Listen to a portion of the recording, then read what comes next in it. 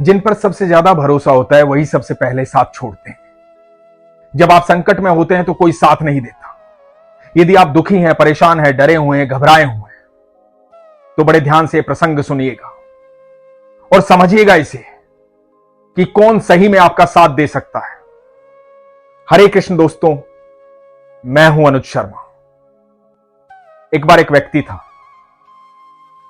उसके 3 मित्र थे। जो पहला मित्र था उससे वो रोज मिलता था, बड़ा प्रेम करता था उससे। उसे लेकर के उसके मन में अहंकार भी था कि ये मेरा मित्र है। एक दूसरा मित्र था जिससे वो सप्ताह में 1 बार मिलता था, उससे भी बड़ा प्रेम करता था। कभी कभी मन की बातें उससे कर लेता था।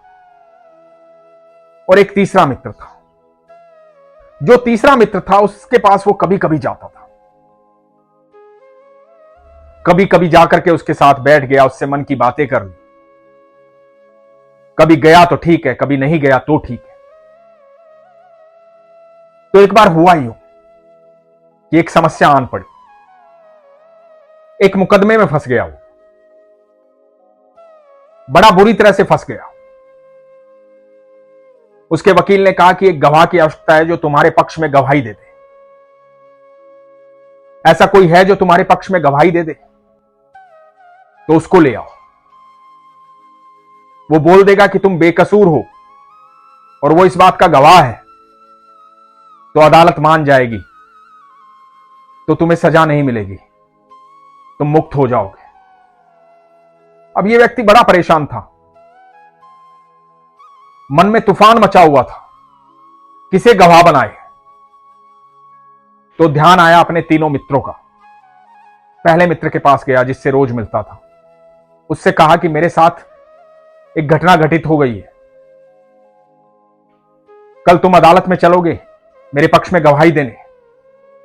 उसने कहा भाई मैं अदालत वगैरह नहीं जाता, मुझे इन सब से डर लगता है, वहां मेरा कोई काम नहीं है, तो ये तो तुम अपने आप देख लो। बड़ा निराश हुआ, समझ में नहीं आया कि क्या करे। एक ऐसा मित्र जिससे रोज मिलता है, जिससे सबसे ज्यादा प्यार करता है, जिसे लेकर के मन में अहंकार है कि ये मित्र मेरे पास है तो मैं सब कुछ कर सकता हूं, उस मित्र ने मना कर दिया। दूसरे मित्र के पास गया जिससे सप्ताह में 1 बार मिलता था। जाकर के उसे बताया कि इस तरह से एक मुकदमा है, मेरे पक्ष में गवाही देनी है, क्या तुम मेरे पक्ष में गवाही दोगे? दूसरे मित्र ने हमदर्दी दिखाई, कहा कि ये तो बड़ा गलत हुआ, लेकिन मैं तो तुम्हारा मित्र हूं, मेरी गवाही अदालत क्यों मानेगी, मुझ पर क्यों विश्वास करेगी, इसलिए मेरी गवाही देने का कोई फायदा नहीं, तुम्हें किसी और का इंतजाम करना पड़ेगा। मुझे तो सब जानते हैं कि मैं तुम्हारा मित्र हूं, तो कोई और इंतजाम करो। यह कहकर के दूसरे मित्र ने भी टरका दिया। मन फिर परेशान हुआ कि मेरा दूसरा मित्र जिससे सप्ताह में 1 बार मिलता हूं, जिससे इतना प्रेम करता हूं, मन की बातें कह देता हूं, उसने भी मेरा साथ देने से इनकार कर दिया। तो मन में एक भाव आया कि वो जो तीसरा मित्र है जिससे कभी कभार मुलाकात होती है, कोशिश करके देखता हूं, हो सकता है वो मान जाए, क्योंकि अभी कोई आसार भी नजर नहीं आ रहे हैं, अभी कोई ऐसा दिखाई भी नहीं दे रहा है जो मेरे पक्ष में गवाही दे दे। तो उस तीसरे मित्र के पास गया। तीसरे मित्र के पास जाकर के अपनी समस्या बताई और कहा कि क्या तुम मेरे साथ अदालत में चलोगे, क्या तुम मेरे पक्ष में गवाही दोगे?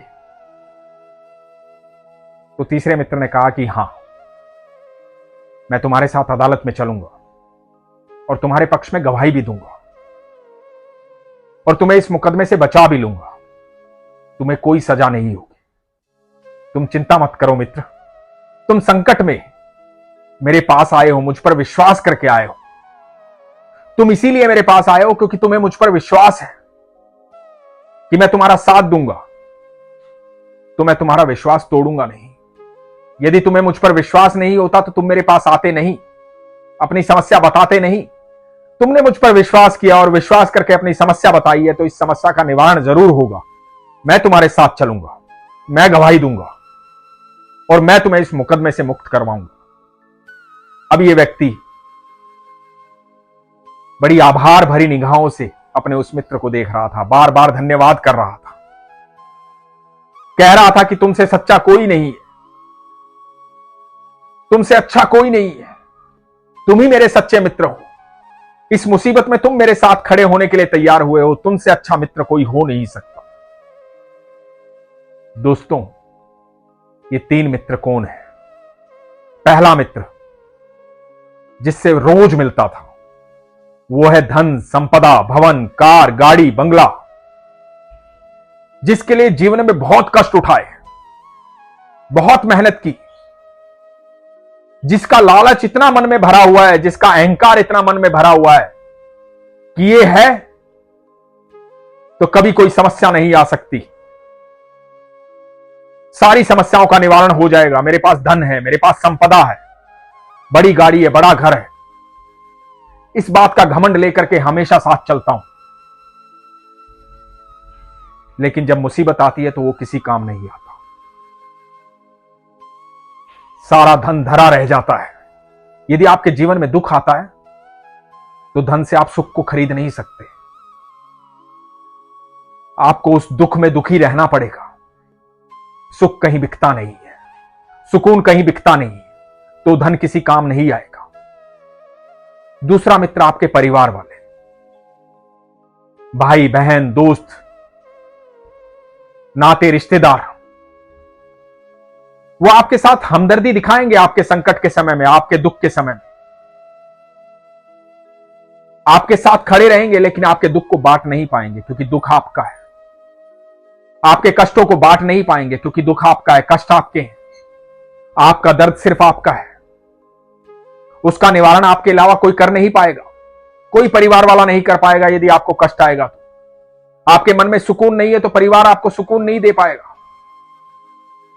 आप यदि रोगी हैं तो आपके रोग में परिवार भागीदार नहीं हो पाएगा, लेकिन आपके साथ हमदर्दी दिखाएगा, आपके साथ खड़ा रहेगा, हर समय खड़ा रहेगा, आपके मन को तसल्ली दे पाएगा, आपको यह कह पाएगा कि जल्दी ही इस दुख का निवारण हो जाएगा, जल्दी ही इस संकट से पीछा छूट जाएगा, लेकिन आपके संकट को दूर नहीं कर पाएगा।